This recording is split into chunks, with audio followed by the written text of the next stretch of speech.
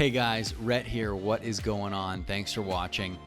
As more and more info about Section 8 comes on the market, I think doing a lot of these informational videos is extremely important because I'm getting more and more calls on a daily basis from people who are getting themselves into some trouble because they don't understand how Section 8 works, what Section 8 is. They've been sold a crock of goods that isn't the truth. So I wanted to talk about the biggest 3 myths about Section 8 investing and what the myths are and what the reality is. And of course, I'm sure you could guess the number one myth about investing in Section 8 real estate is that tenants destroy property. I have been hearing this from the dawn of time, and it's always from people who don't invest in Section 8. It's from people who have listened to the stigmas, who have listened to the stereotypes that just because you don't have money and you need government assistance, you're going to ruin a house. And when you think about it, it's kind of crazy, just that thought process. And when you think about the amount of clients that we've worked with over the years, and you look at the channel and you see a lot of testimonials of people who have come on the channel to talk about their experiences, it's so not the case. It's so abnormal, and situations like that are such an insane outlier. And, just like placing normal tenants in units, you have to vet who you're putting in units. I have units where I've put people who make a ton of money and they've destroyed my houses. I've had a lot more problems with cash-paying tenants than Section 8 tenants over the years of my personal real estate investing. So, just putting a person in a unit and not doing any background or vetting on them is crazy, whether they make $10,000 a year or $1 million a year.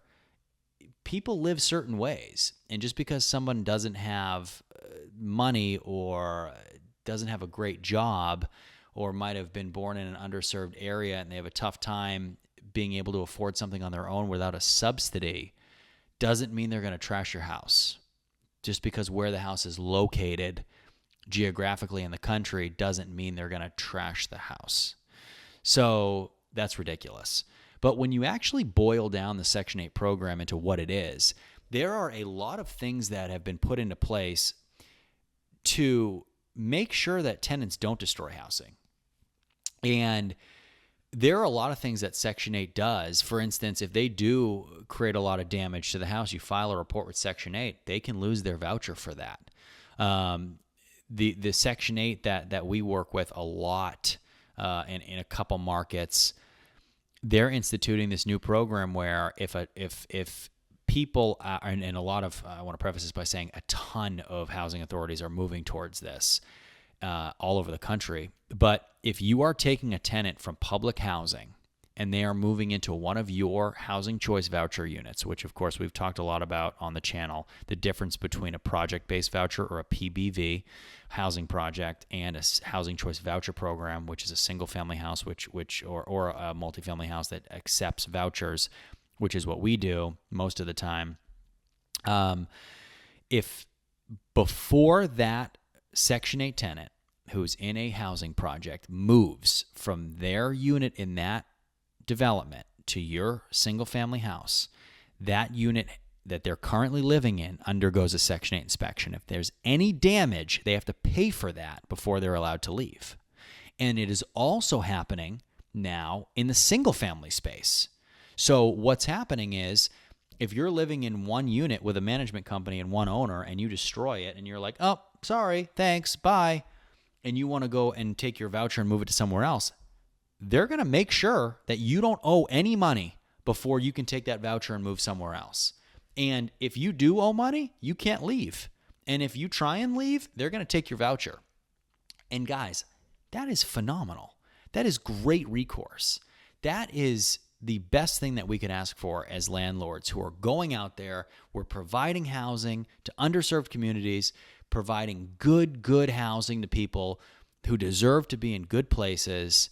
We want to make sure that they're held accountable. The same way that we're held accountable by Section 8 inspections to make sure that our units are safe, functional and provide a good living experience to the person who live there.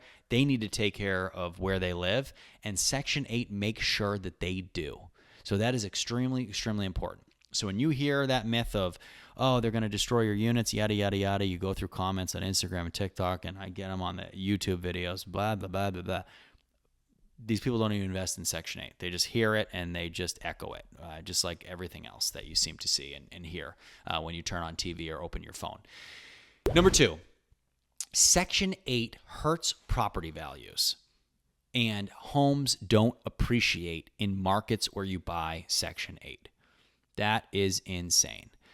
Some of the markets that I was investing in and have invested in for a decade, I used to buy houses in for $10,000, $8,000, $5,000, $12,000. Those houses can be sold right now for $150,000, $120,000, 1,000% increases. Now, of course, you can't expect that, but areas appreciate, and we are buying real estate in areas that are growing. You can buy a Section 8 unit in a market that's not appreciating and that's dead. Go for it. You can also buy an apartment building and put regular people in there. You can build a custom house and spend $10 million on it in a bad market. You can do whatever you want. We don't. That's not what we tend to do. We set our people up and we put our teams in markets where there is going to be appreciation, where units appreciate. And then you take these markets that are really good for Section 8 and you look at these big cities that we operate in. Every city has a ton of different pockets, just like where you live, just where I live. Every city's different. And we are aiming for those areas that have high demand for Section 8 and that have high demand for people wanting to live there. So if we're looking at this big map of the city, right, and I come to your city and you say to me, Red, I'm going to show you around my city on a map. And I say, well, what about living right there? And you say, whoa, no. You've got a family. You don't want to live there. You want to live here. And you say, oh, why over there? Well, that's where a lot of people are moving. It's safe. It's clean. It's nice. Property values are growing. Guess what? That's what our tenants want too. Just because they have a housing voucher doesn't mean they have to live in the worst, most crime-ridden area of the city. You buy something that is distressed or you buy something that needs work in that up-and-coming area, all of the other people that live in the city, just because they have a voucher, they still want to live there too. So all of a sudden, you start creating value and creating units in that up-and-coming area, they're going to explode. And Section 8 is going to continue to bring those voucher amounts higher because they also want to clean these areas up. They want to move people around. We want to go into areas and into markets that are appreciating, and that is what we do. So to say that buying Section 8, you're buying in bad areas where houses don't appreciate and it's a full cash flow play, which I hear all the time, it isn't. We focus on cash flow, absolutely. And if you watch my videos, you'll see that I don't care about appreciation. Absolutely not, because we can't factor it. I could tell you, and this is an analogy I use all the time. If you bought a house in 1998 and you said, I'm going to sell this thing in 10 years or 11 years or 12 years, and I'm going to make a ton of money, and guess what? 2008, 2009, 2010, you didn't. You probably lost money, and you had the house for 10 years. So we can't factor in appreciation value. We can look at past trends and get an idea of what that house is going to be worth, but we're not basing 100% our investment strategy on appreciation because we can't model it. We can model it and assume, but I don't plan my life around assumptions, and I certainly don't invest money on assumptions. It is based on modeling what our cash flow is going to be. I always talk about appreciation is just the cherry on top. If you hold it long enough, we'll make money. If you can control when you sell it, you will always make money. But I want to make sure that cash flow, it's cash flow first, appreciation second. The cash flow is going to be strong, but we are investing in up-and-coming areas, in areas that we know are going to make us money, that are safe and secure, and things are going to get built up around us, and we are going to continue to put people in those areas because there's high demand, which means high demand, and we're always going to be able to fill vacancies if we have them. But absolute, unbelievable myth. Section 8 can be used wherever, in any market, in any area, and we tend to invest in areas that are up and coming where you're going to see large amounts of appreciation. Now, the other aspect to this, I would say, and the third and final myth about Section 8 real estate investing is that you can get rich quick. And that is 100% not true. Cannot do it. This takes time. Investing in real estate is a slow game. It is methodical. It is boring. It is predictable. It is cookie cutter is how I want it to be. I want it to be so monotonous and boring. You know, my background is in professional athletics, and the best compliment you could get was that you were consistent. And that is what we try to create every single day for our clients. Something consistent. You pick up the phone, somebody answers it. You buy a house, you know what you're getting. You want to make sure that this thing is boringly consistent. You're not going to be buying, 10 Section 8 rental properties and driving down the street in a Rolls Royce. It's just ridiculous. You're not doing it. Now, if you buy 50 houses, then sure, you can absolutely do that. But it takes time to do that. And the time that it takes to do it is based on, of course, your team, because you're nothing without your team, but your capital.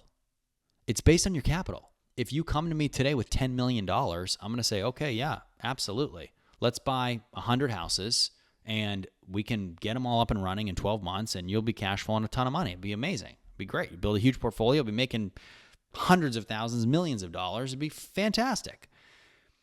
But you've got to come with that capital. If you've got $100,000 in the bank, that's amazing. You've done incredible. We're going to build a Section 8 portfolio and we're going to freaking build the thing. But it's going to take us some time. And we're not going to put $25,000 or $50,000 or $75,000 to work and be worth $1 million in 5 months or 3 months. So the myth that I wish I could squash the most, and it's just because algorithms are just jamming things down our throats all the time, is that you can get rich on Section 8 quick. And there is no real estate investment at all that you can get rich quick on, unless you find you're opening the floor and you find 1,000 ounces of gold or something crazy. So take your time. Dispel the myths, do as much research as you can all the time, listen to the voices of reason, and of course, as always, any questions or comments that you have, drop me in the comment section below. If you're interested in working with me and my teams, all that information is in the description below. Please reach out. Would love to talk to you. Would love to help you do this the right way and avoid a lot of the pitfalls that come with this. Otherwise, we'll see you next time.